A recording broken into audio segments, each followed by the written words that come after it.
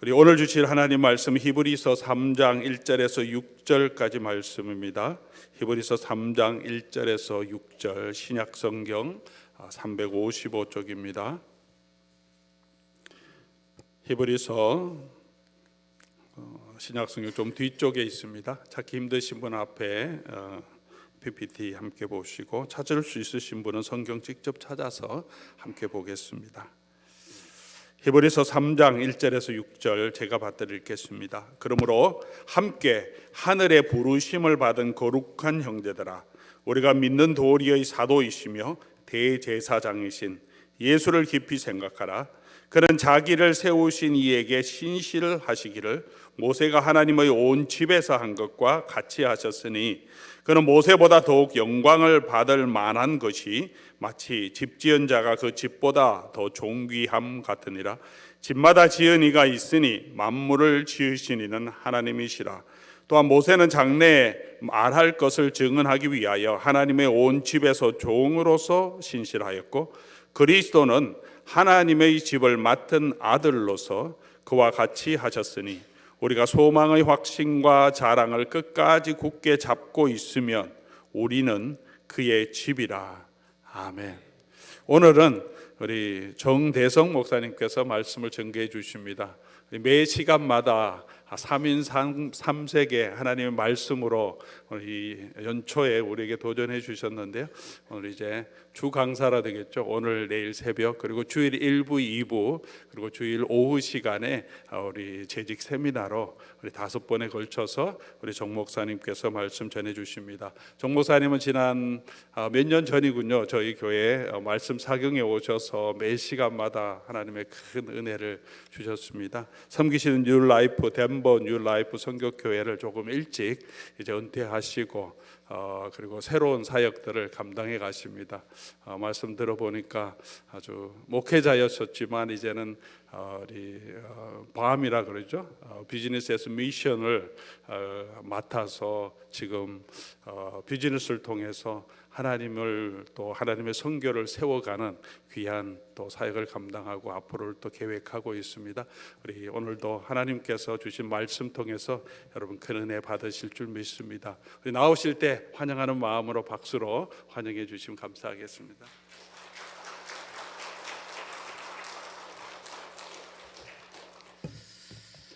너무너무 반갑습니다. 오랜만에 또 이렇게 같은 롤렘교회, 또 제가 존경하는 우리 박 목사님 사역하는 장소에 나와서 이렇게 함께 말씀 볼 수 있게 되어서 너무 감사하고요. 코로나 바이러스가 한창일 때 그때 코로나 바이러스를 설명하는 단어가 유행한 적이 있었습니다. 그 단어가 VUCA라는 단어였어요. VUCA라는 단어인데, 영어 단어인데요. 그 단어는 원래 1987년도에 군사 용어였습니다. 현장을 설명하는 그 단어였었는데, 그 단어 VUCA인데요. V는 volatile, 요동한다, 상황이 요동한다. U는 uncertain, 불확실하다. 그 다음에 C는 complex, 복잡하다. 그리고 A는 ambiguous, 애매모호하다. 2025년이 열렸는데요.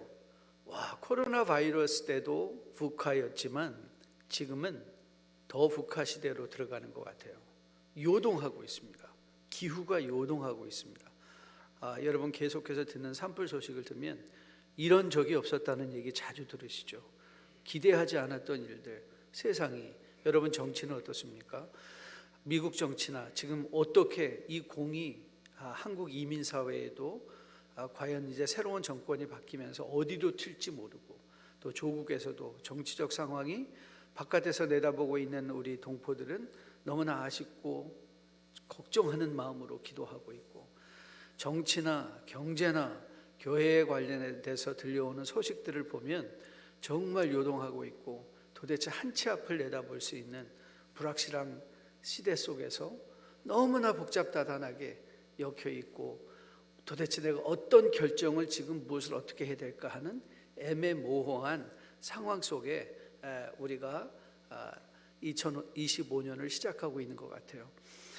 이런 한 해를 시작하면서 우리 로뎀교회가 담장 너머로 뻗어가는 가지라는 이 주제를 가지고 시작하는데, 제가 정말 우리 로뎀 교회를 위해서 많이 기도해야 되겠다는 생각이 들더라고요. 이런 시대 속에 담장을 넘어서 가지를 뻗친다.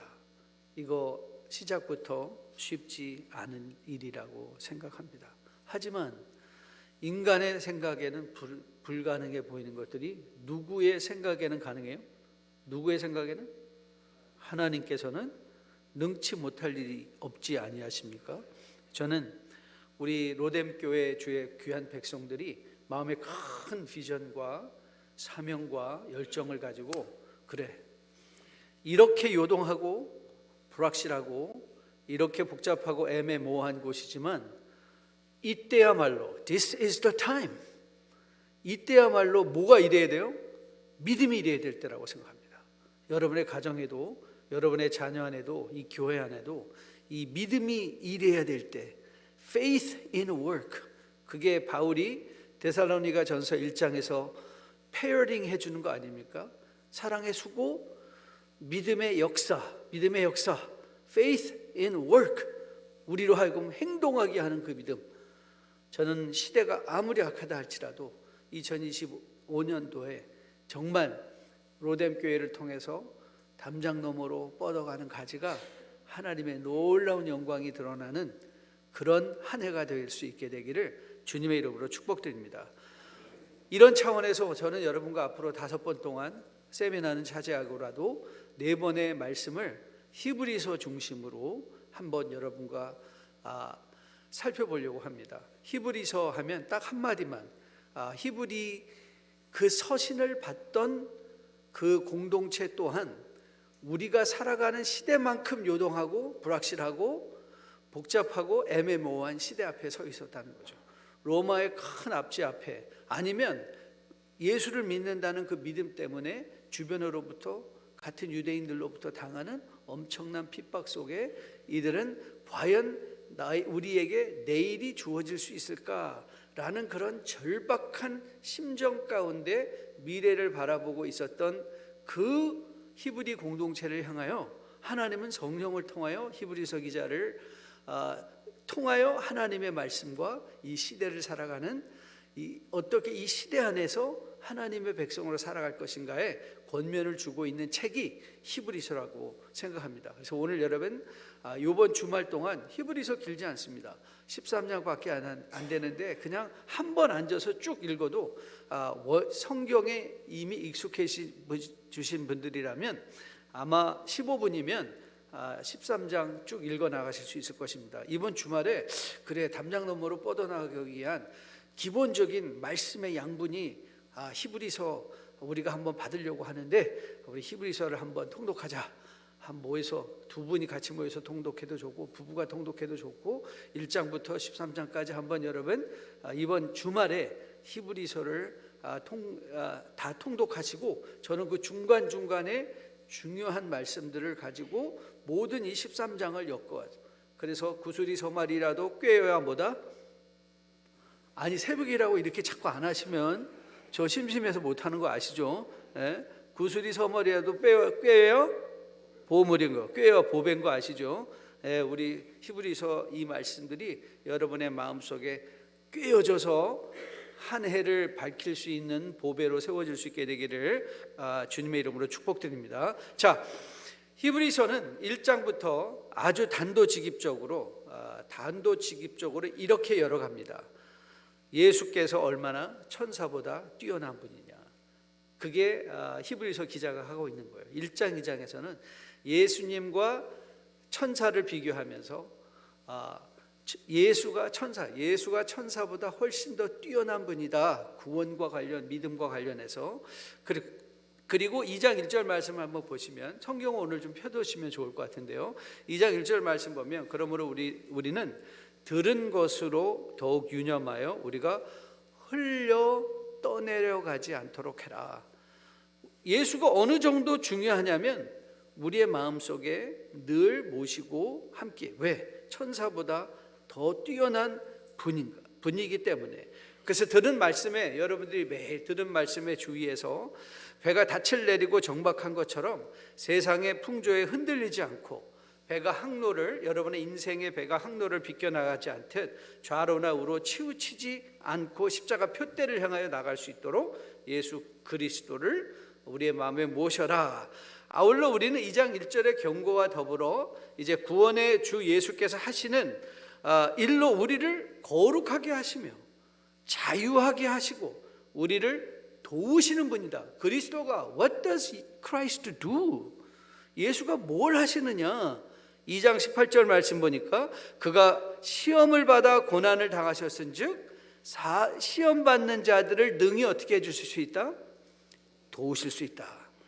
예수 그리스도는 우리 옆에 멀찍이 떨어진 분이 계시 아니라 우리와 함께 하시며 우리를 어느 상황에 아무리 세상이 요동하고 세상이 아무리 복잡하고 불확실하고 애매모호할지라도 그리스도는 우리와 함께 그 모든 환경을 헤쳐나가시는 분이시다. 그래서 오늘 결론에 3장 1절 보면 그러므로 therefore 그러므로란 말로 시작하면서 그가 이렇게 고백하는 거죠. 자, 3장 1절 같이 한번 한 목소리로 읽어보도록 하겠습니다. 시작. 그러므로 함께 하늘에 부르심을 받은 거룩한 형제들아, 우리가 믿는 도리의 사도시며 대제사장이신 예수를 깊이 생각하라. 이 예수를 깊이 생각하라는 거예요. 깊이 생각하라. 그런데 이 예수를 깊이 생각하라 하는 그 말은 사실은 장식 구절이에요. 장식이 뭐냐면 여러분 문을 열고 닫을 때 거기 장식이 달려 있잖아요. A hinge. 장식이 달려서 문을 벽과 문을 연결시켜서 열렸다 닫았다 하는데 중요한 게 그 장식이 있어야 문이 벽에 붙어 있고 열리고 닫힐 수 있잖아요. 이 예수를 깊이 생각하라는 말이 왜 장식 구절이냐면 바로 앞선 부분에서는 이 예수 그리스도가 천사보다 뛰어나다. 그리고 3장 1절에서 예수를 깊이 생각하라, 천사보다 뛰어나신 예수이신데 이분은 더불어 모세보다도 더 뛰어난 분이다. 그래서 모세와 예수를 비교하며 이제 3장을 펼쳐가는 거예요. 그러니까 2장과 3장이 요 1절 말씀으로 연결되는 거예요. 천사보다 뛰어나신 예수 그리스도, 그 안에서 흘려 떠내려가지 않도록 주의하라. 그 주의하기 위해서 예수를 깊이 생각하라 라고 해놓고 그 예수를 깊이 생각해야 되는데 내가 또 한 가지 더 이유를 줄 거야. 그 이유는 유대 사람들에게 가장 영웅이었던 이 예수는 모세는 종으로서 순종한 사람이지만 예수 그리스도는 아들이야. 하나님의 아들로서 우리에게 오셔 우리와 함께 하시고 계신 그 위대한 이 위대신 바로 그 아들이야. 그걸 우리에게 전하고 있는 거죠.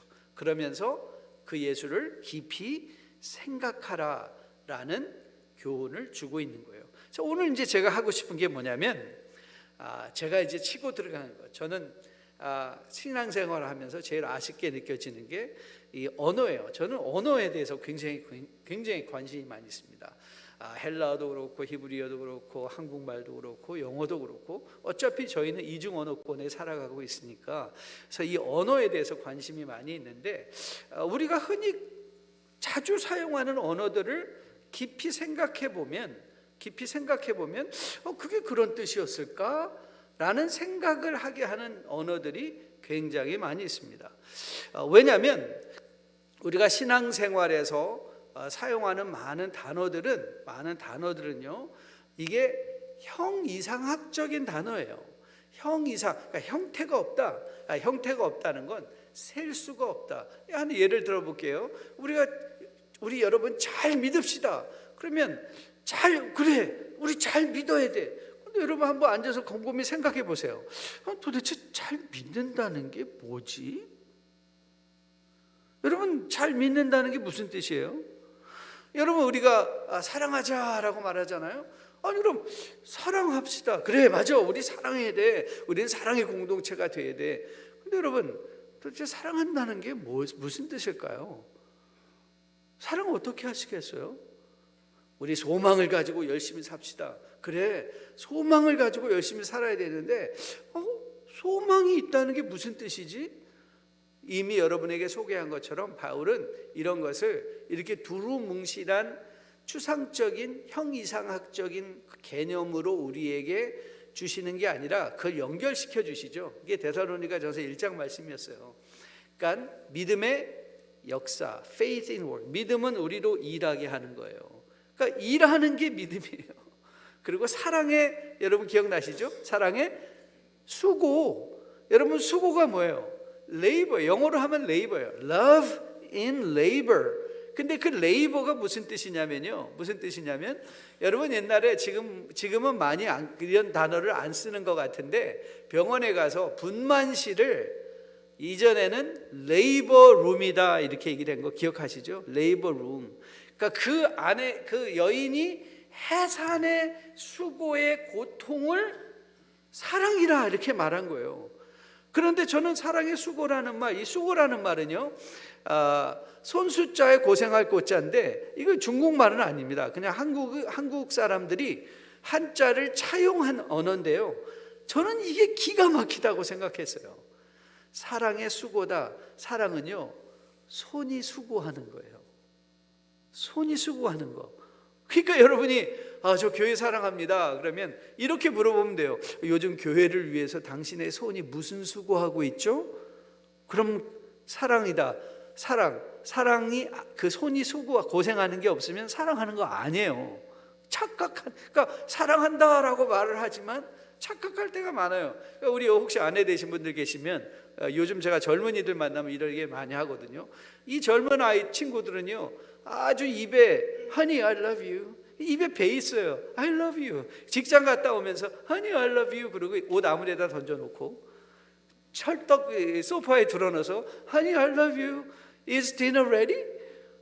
밥 준비됐어요? 그 밥 먹고 나면 그냥 슬쩍 일어나요. 그러면서 사랑해 여보. 저는 우리 아내들한테 항상 제가 주지시키거든요. 아내들이요 속지 마시라. 그거 사랑 아닙니다. 사랑은 뭐예요?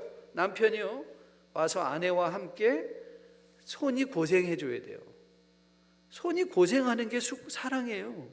손이 고생하지 않는다? 아내의 고생하는 일에 내 손이 함께 동참하지 않는다? 그건 입으로 아무리 사랑을 말해봤자 그건 사랑이 아니에요. 여러분 사랑은 셀 수 없지만 수고는 셀 수 있죠. 한 번 수고하고 두 번 수고하고. 그래서 요즘은 병원에서도 여러분 가시면 그런 거 많이 합니다. 여러분 아프다라는 것도 굉장한 형이상학적인 단어잖아요. 그러니까는 요즘 간호사들이 가서 물어보죠. 자, 죽을 만큼 아픈 게 10이에요. 그냥 건들만 하다 1입니다. 그 중간에 몇 번이에요? 물어보잖아요. 그게 뭐예요?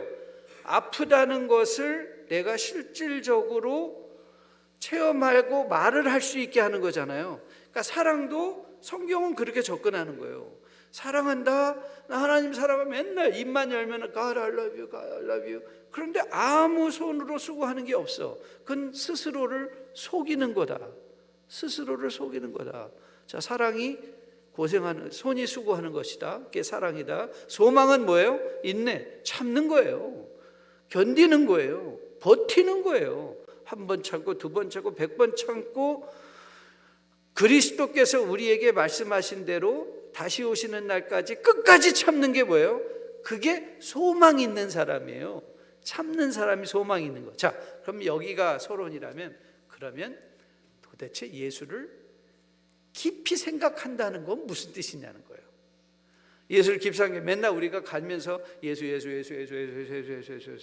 그러고 다니면 예수를 깊이 생각하는 걸까요? 자, 그걸 한번 풀어가 보도록 하겠습니다. 여러분 히브리서를 간단하게 한마디로 요약할 수 있습니다. 저는 그런 거 잘하거든요. 히브리서를 한마디로 요약한다? 그건 예수입니다. 창세기 같은 거. 창세기도 한마디로 하면 뭘까? 창세기? 그건 창조. 그렇죠? 창세기 하면 창조. 레위기? 혹시 여러분 레위기를 한마디로 정리해 보신 적 있으신가요? 레위기는 한마디로 정리하면 경계입니다. 경계, 바운더리. 그 모든 율법들이 거기에 나오는 정결법은 하나님과의 경계. 그리고 모든 시빌, 사회법이나 이런 것들은 이웃들과의 관계. 그 관계 안에서 내가 어떻게 살아갈 것인가, 그게 레위기거든요. 그래서 레위기는 경계인 거예요. 경계. 신명기는 한마디로 요약하면 기억이에요. 너 이제 가나안 땅에 들어갔는데 광야에서 일어났던 일, 아니 하나님께서 애굽으로부터 아브라함으로부터 출발해서 애굽에서 너희들까지 이어내오셔서 하였던 모든 일들을 뭐하라? 기억하라. 그래서 신명기 8장 2절 말씀을 보면 이런 말씀이 등장합니다. 내 하나님 여호와께서 이 40년 동안 내게 광야길을 걷게 하신 것을 기억하라. 이는 너를 낮추시며 너를 시험하사 내 마음이 어떠한지 그 명령을 지키는지 지키지 않는지 알려 하심이라. 뭘 하라고요? 광야를 뭐하라? 기억하라. 광야를 기억하라. 가나안 땅을 앞에 두고 또 모세가 부른 노래가 신명기 32장에 등장합니다. 신명기 32장에 모세의 노래를 보면 7절에 이런 말이 있어요. 옛날을 기억하라. 역대의 연대를 생각하라. 내 아버지에게 물으라. 그가 내게 설명할 것이요 내 어른들에게 물으라. 그들이 내게 말하리라. 여러분, 축복의 땅 가나안에서 형통한 삶을 사는 방법이 뭔지 아십니까? 힘을 더 길러, 더 많은 무기를 가져, 그리고 더 강한 힘으로 이 민족들을 몰아내. 그게 방법이 아니라 모세는 이스라엘 백성들에게 분명하게 교훈했어요. 하나님을 기억하라. 기억하라. 기억하라. 여러분, 그런데 이게 2025년을 살아낼 담장 너머로 뻗어가는 가지의 삶을 살기 위해서 여러분 뭐 하시겠어요? 더 건강해지시겠어요? 여러분 뭐 하시겠어요? 더 돈을 좀 더 많이 벌어보시겠어요? 그래야 담장 너머로 가지를 뻗는 그런 삶과 사역이 될까요? 아니요. 담장 너머로 여러분의 인생에 가지가 뻗어가며 이 교회에 가지가 뻗어나길 원하십니까? 사랑하는 로뎀교회 성도 여러분, 하나님을 기억하십시오. 하나님이 어떤 일을 하셨는지를 기억하십시오. 여러분, 사사기가 왜 비극적인 이야기가 되었나요? 사사의 비극적인 이야기는요, 2장에서 이렇게 소개되고 있습니다. 백성이 여호수아가 사는 날 동안 여호수아 뒤에 생존한 장로들, 곧 여호와께서 이스라엘을 위하여 행하신 모든 큰 일을 본 자들이 사는 날 동안에 여호와를 섬겼더라. 여호와의 종 눈의 아들 여호수아가 110세의 죽음에 무리가 그의 기업의 경내에 에브라임 산지 가스 산 북쪽 딥낫 헤레스의 장사였고, 그 세대의 사람도 다 그 조상들에게 돌아갔고, 그 후에 일어난 다른 세대는 여호와를 알지 못하며 여호와께서 이스라엘에 위하여 행하신 일도 알지 못했다. 무슨 뜻이죠? 저는 개역 성경 버전, 옛날 성경 버전이 번역한 게 더 좋아요. 다른 세대라고 했던 것이 다른 종자라고 얘기했어요. 이건 완전히 다른 종자가 일어났는데, 이 종자들은 어떤 종자였어요? 아버지, 엄마, 할아버지, 할머니가 기억하던 하나님을 기억하지 못하는 세대가 됐다는 거예요. 그래서 사사기는 비극인 거예요.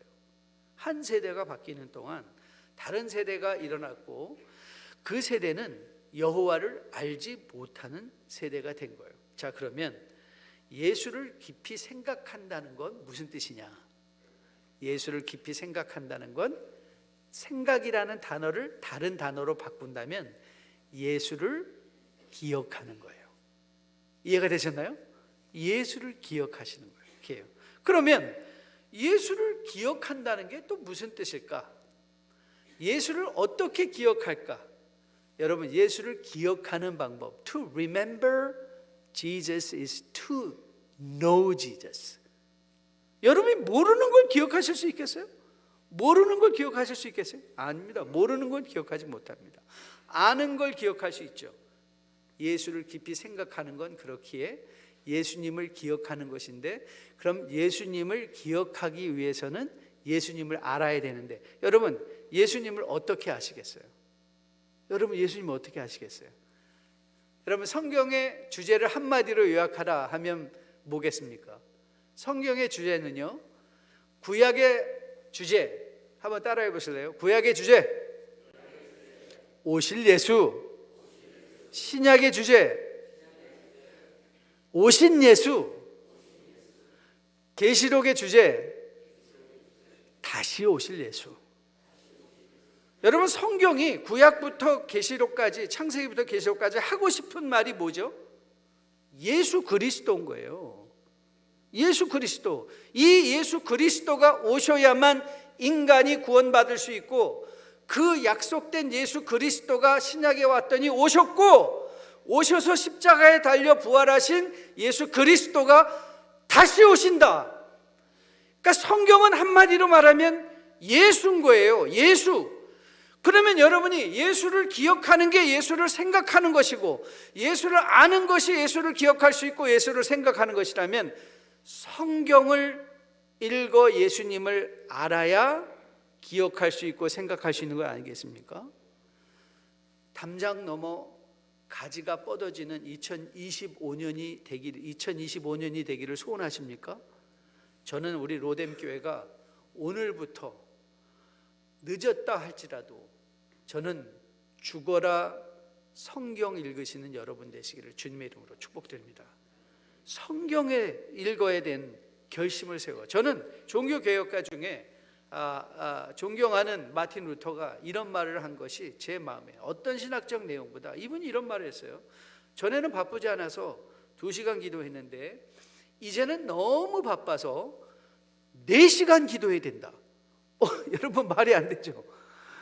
마틴 루터가 이분이 이제 종교개혁의 깃발을 들고 앞으로 나가게 될 때 너무 바빠졌어요. 바쁘기 전에는 내가 2시간 기도했는데 바쁘고 나니까 더 기도하지 않으면 내가 무너지겠더라.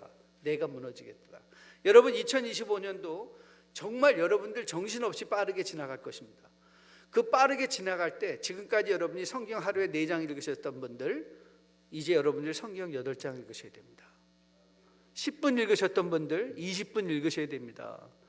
우리가 이 시대를 헤쳐나갈 수 있는 유일한 길이 뭐냐? 마치 이스라엘 백성들이 이 가나안에서 성공적인 하나님의 백성의 삶을 살아내기 위해서 필요한 건 더 많은 물질이나 더 많은 군사나 더 많은 무기가 아니라 그들을 인도해내시고 그들을 불러주신 하나님을 깊이 마음속에 생각하고 기억하는 일이었습니다.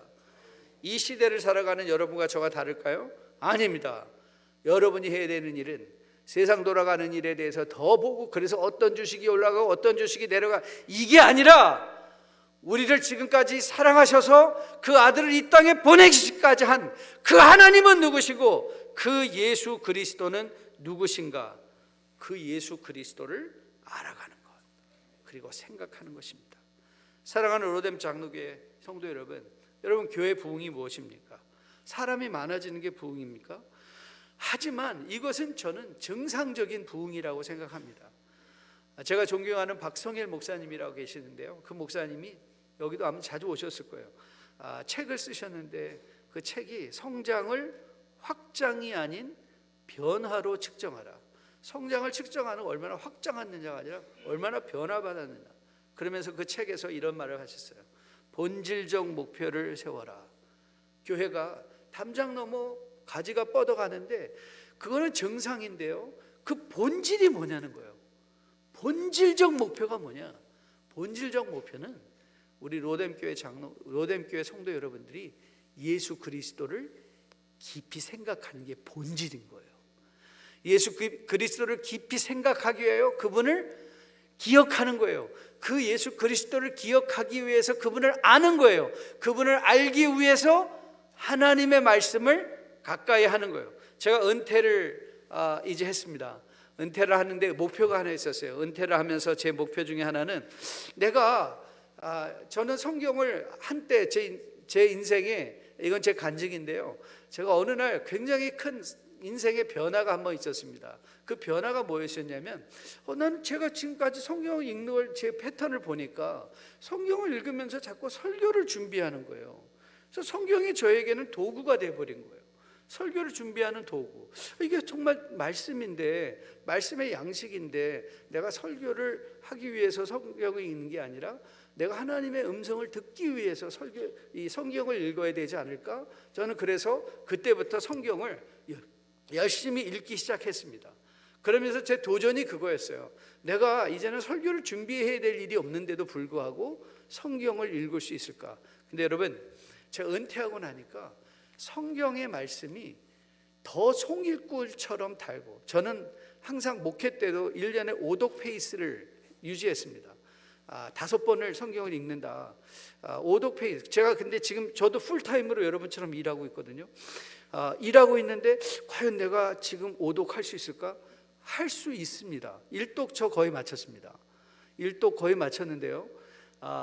이거는 성경을 공부하고 연구하기 위해서 읽는 것이 아니라 하나님의 말씀을 보면서 예수 그리스도를 알아가기 위해서, 그리고 변명하지 않고 정말 시간을 딱 정해놓고 집중해서 하나님 말씀을 보고 시작하지 않으면, 여러분, 세상에서 우리는 너무나 쉽게 흔들리고 이 애매모호한 세상 속에서 애매모호한 결정으로 담장으로 뻗어나갈 가지가 그리스도의 영광의 가지가 아니라 욕망의 가지가 될 수 있다는 것을 여러분이 꼭 기억하시기를 주님의 이름으로 축복드립니다.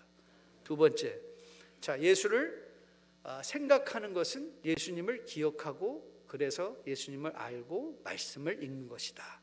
두 번째는요, 예수님을 생각하는 것은 예수님의 임재를 매 순간 인정하는 거예요. 뭐라고요? 한번 따라해 보실래요? 예수를 생각한다. 예수님의 임재를 인정한다. 가나안 땅 분배를 마친 후에 여호수아가 그의 마지막 고별 설교에서 이스라엘 민족에게 이렇게 도전했습니다. 여러분 잘 아시죠? 만일 여호와를 섬기는 것이 너에게 좋지 않게 보이거든 너희 조상들이 강 저쪽에서 섬기던 신들인지 또는 너희가 거주하는 땅에 있는 아모리 족속의 신들이든지 너희가 섬길 자를 오늘 택하라. 오직 나와 내 집은 여호와를 섬기겠노라. 그렇게 선언했습니다. 그러자 백성들이 우리도 당신이 섬긴 여호와를 나도 섬기겠습니다 라고 복창했습니다. 그러자 여호수아가 말했어요. 자, 그러면 백성이 우리가 결단코 여호와를 버리지 않겠습니다. 그러자 여호수아가 다시 그 백성들에게 이렇게 말합니다. 여호수아가 이르되 그러면 이제 너희 중에 있는 이방 신들을 치워버려라 그랬어요. 이게 무슨 뜻이죠? 가나안 땅을 정복하기도 전에 이들의 집안에는 이미 뭐로 가득 차 있었다고요? 이방신들로 가득 차 있었다는 거예요. 이방신들로. 저는 구약을 공부하면서 저는 구약에 있어서 가장 비극적인 것 중에 하나가 뭐냐면 성전신학이라고 생각을 해요. 성전신학, 이게 무슨 뜻인가 좀 설명해 드릴게요. 성전은 여러분 하나님께서 이 땅을 창조하시고 이 땅을 주장하시는 만유의 구주시라는 사실을 상징적으로 드러내는 장소가 성전이잖아요. 그런데 인간들은 그 성전을 어떻게 생각했죠? 하나님은 거기 계시다. 약간 그림이 그려지십니까? 하나님은 거기 계셔. 그런데 여기는 안 계셔. 하나님을 만나러 성전을 가. 그런데 여러분, 하나님이 성전에만 계신 분인가요? 아니요. 성전은 하나님이 이 온 우주의 주인이심을 드러내는 상징적인 장소이지 하나님이 거기만 계시다는 뜻이 아니에요. 여러분, 이제 이 개념이 우리에게 어떻게 잘못 들어왔는가? 저는 한국 교회를 망치게 했던 것 중에 하나가 바로 교회당 중심 신앙생활이라고 생각합니다. 목사님 그게 문제예요. 교회 열심히 모이는 게 뭐가 문제입니까? 문제는 하나님의 임재가 교회 안에서만 통용됐다는 거예요.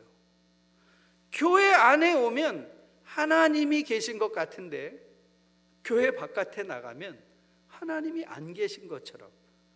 여러분, 저는 30살에 제가 32살에 교회를 개척했습니다. 교회를 개척했는데 그때 제일 힘들었던 게 무엇인가? 저는 산호세에서 교회를 1차 개척하고 2004년도에 2차 개척을 콜로라도에서 했는데요.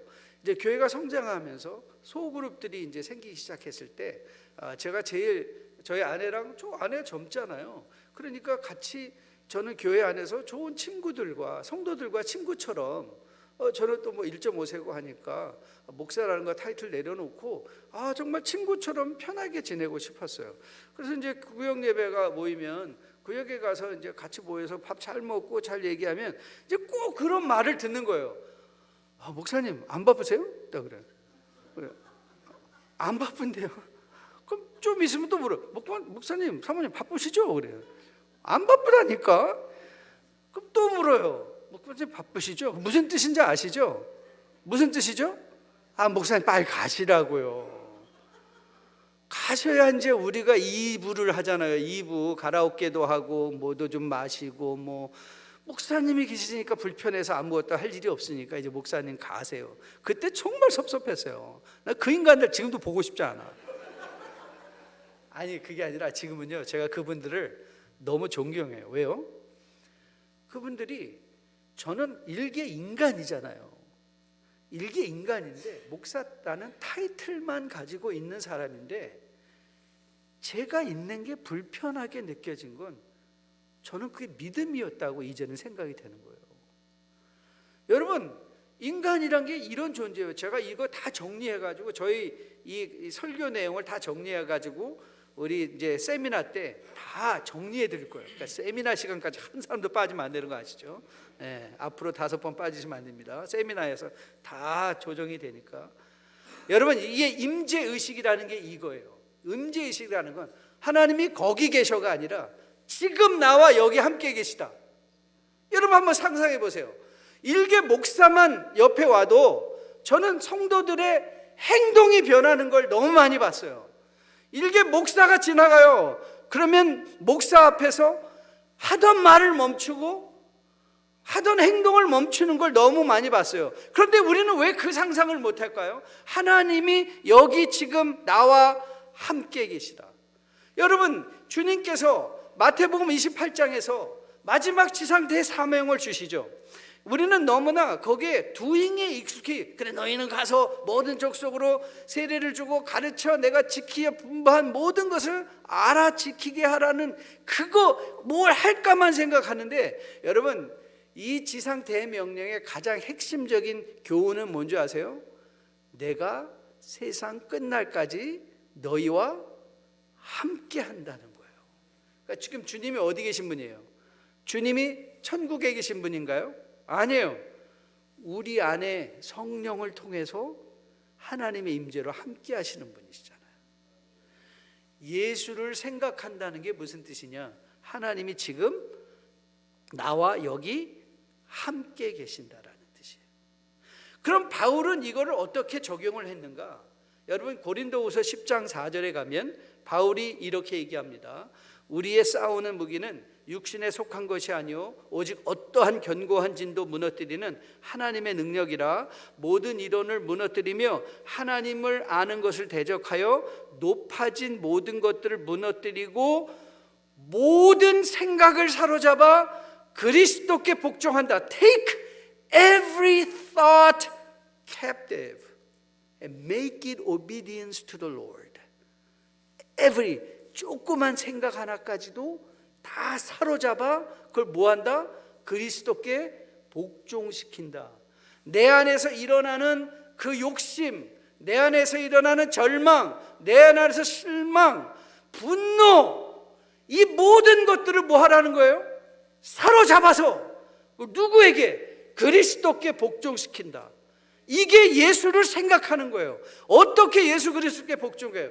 그래 주일날 교회 가가지고 복종시켜야지가 아니라 오늘 아내와의 관계 속에 자녀들과의 관계 속에서 오늘 직장생활 여러분이 직장 가셔서 여러분이 이 교회당 나가서 만날 모든 사람들과 한마디 대화할 때 거기에 마치 누가 계시는 것처럼 대화를 한다고요? 예수 그리스도께서 나와 함께 계신 것처럼 내가 예수 앞에서 어떻게 말할까? 여러분 그게 뭐예요? 그게 바로 예수를 깊이 생각하는 거예요. 예수의 임재의식. 여러분 이런 경구 들어보셨나요? 새가 머리에 앉는 것은 어쩔 수 없지만 그 새로 둥지는 틀지 않게 할 수 있다. 맞아요. 날아가는 새가 여러분의 머리에 내려앉는단 말이에요. 그걸 어떻게 하란 말이에요? 맞아요. 세상을 가다 보면 여러분 한자 여러분 기억하시죠? 견물 생심. 이야, 역시 이거 하면 모르는 게 너무 많아요. 견물, 이 로뎀견이 수준이 있네요. 기대가 되네요. 정말. 견물 생심. 보니까 뭐 하는 거예요? 마음이 생기는 거예요. 그런데 그 생긴 마음을 가지고 그래서 그걸 산다고요? 그거는 지는 거죠. 마음이 생기는 건 어찌할 수 없잖아요. 새가 머리에 앉는 건 어찌할 수 없어요. 하지만 그걸로 뭘 할 수 있죠? 둥지는 틀지 않게 할 수 있다. 그렇기 위해서 하나님의 임재를 훈련하는 거예요. 하나님의 임재는 여러분 훈련인 것 여러분 꼭 기억하시기를 주님의 이름으로 축복드립니다. 하나님이 왜냐하면 세상을 살아가다 보면요 너무 쉽게 하나님을 잊게 돼요. 왜냐하면 세상이 너무 빠르게 우리 눈에 보이니까 하나님이 계시다는 사실조차도 잊을 때가 많아요. 여러분 저도 아침에 직장생활 가서 제 책상에 딱 앉아서 제일 먼저 해야 되는 일이 뭐냐면 하나님의 말씀을 열고 읽기 시작하는 거예요. 정한 시간만큼. 저는 타이머 딱 틀어놓고 타이머 시간만큼 말씀을 딱 읽고 그 다음에 일을 시작하거든요. 그런데 그 시간을 바쁘다는 생각에 앉아서 그 15분의 시간을 놓쳐버리죠. 그러면은 그 하루 중간에 성경 읽기 시간을 다시 찾을 수 있다고요? 찾을 수 없어요. 너무나 많은 일들이 밀려 들어오니까 따로 앉아서 성경 읽을 시간이 없더라고요. 내가 정한 시간에 딱 성경을 읽고 시작하는 것, 하나님이 여기 계시니까 하나님 앞에 약속한 것을 사로잡아 복종시키며 시작하는 것, 저는 여러분이 그런 삶으로 2025년을 결단할 수 있게 되기를 주님의 이름으로 축복드립니다. 여러분 인생은 습관입니다. 습관은 제2의 천성이 되는 것이죠.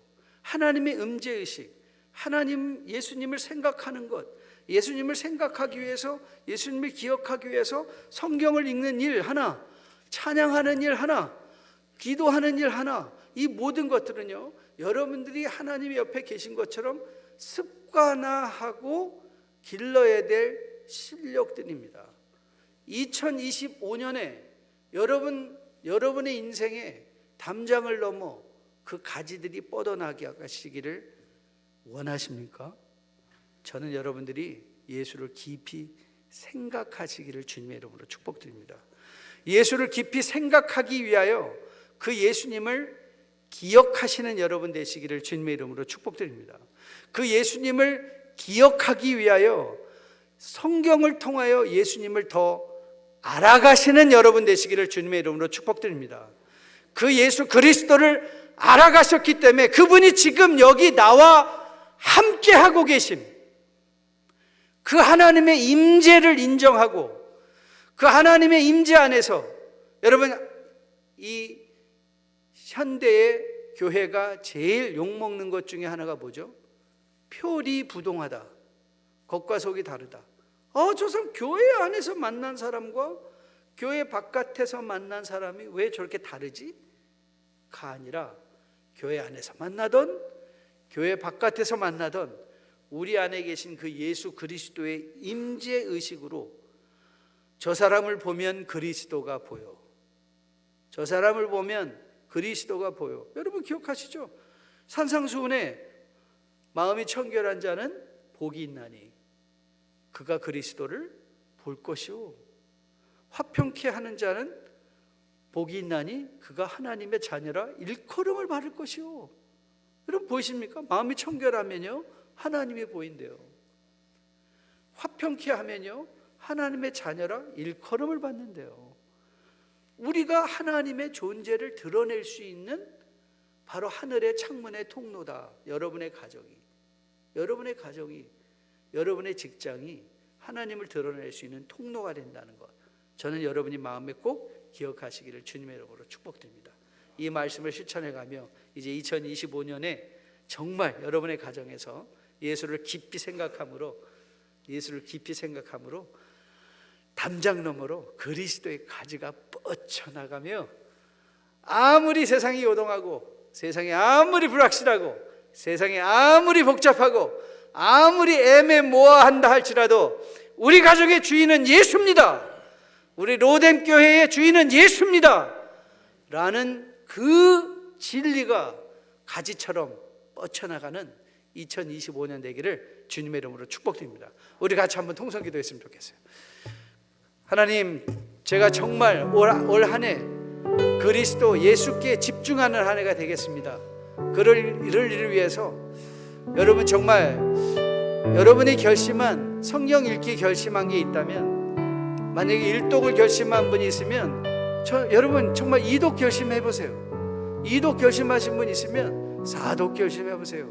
성경을 읽기 위한 읽기인 것이 아니라 예수님을 더 깊이 알기 위해서, 예수님을 깊이 알아야 그분을 기억할 수 있고, 그분을 기억할 수 있어야 그분을 생각할 수 있고, 그래서 예수를 집중해서 생각함으로 말미암아 그 말씀이 내 인생에서 실천될 수 있고, 하나님 2025년도에 예수를 더 깊이 생각하는 우리 가정, 내 자신, 우리 교회 되게 해달라고 우리 간절히 통성으로 기도하고 우리 목사님 나오셔서 마무리해 주시겠습니다. 같이 한번 통성으로 기도하겠습니다.